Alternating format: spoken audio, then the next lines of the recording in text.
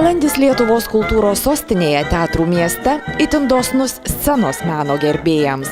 O kadangi antrąjį pavasario mėnesį nuspręsta skirti Danijai, dažnai tapatinamai su garsiuoju pasakininku Hansu Kristianu Andersenu, Lėlių vežimo teatre iškilmingai atidarytas tarptautinis festivalis Hanso Kristiano Anderseno pasakos. Prieš 209 metus, balandžio 2 dieną, mažame Danijos miestelėje, Odensėje, batsiuvio Hanso ir Skarbėjos Anė šeimoje gimė berniukas. Balandžio 2-8 dienomis Lietuvos, Rusijos, Ukrainos, Baltarusijos, Bulgarijos teatrai atveža savitai pasakojamas istorijas apie Sniego karalienę, mergaitę su degtukais coliukę.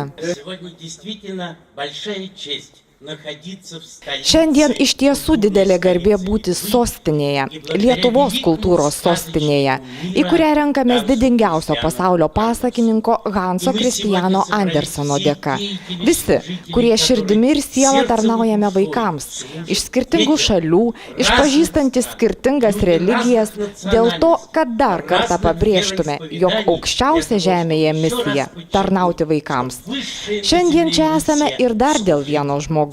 Antano Markuckio, lėlininko, pelniusio aukščiausią pasaulyje apdovanojimą – Hanso Kristiano Anderseno premiją.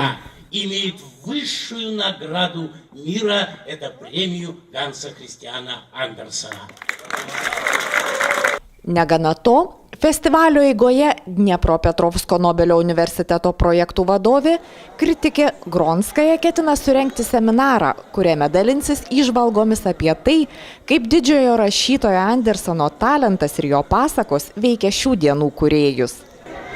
Teatras menas porą pirmųjų balandžio savaičių irgi intensyviai laukia žiūrovų jubiliejinėme 10-ajame kamerinių spektaklių festivalyje, ketindamas jiems pristatyti 11 profesionalių kūrybinių darbų.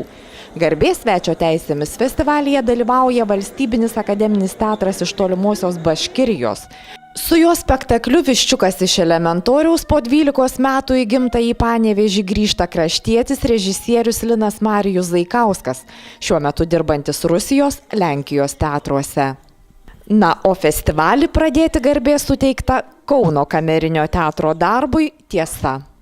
Iš viso Teatrų mieste, Panevėžyje, šiemet rengiami 3 tarptautiniai teatrų festivaliai – 2 balandį ir 3 birželį Juozo Miltinio dramos teatre Bonjour Maestro, Juozui Miltiniui atminti.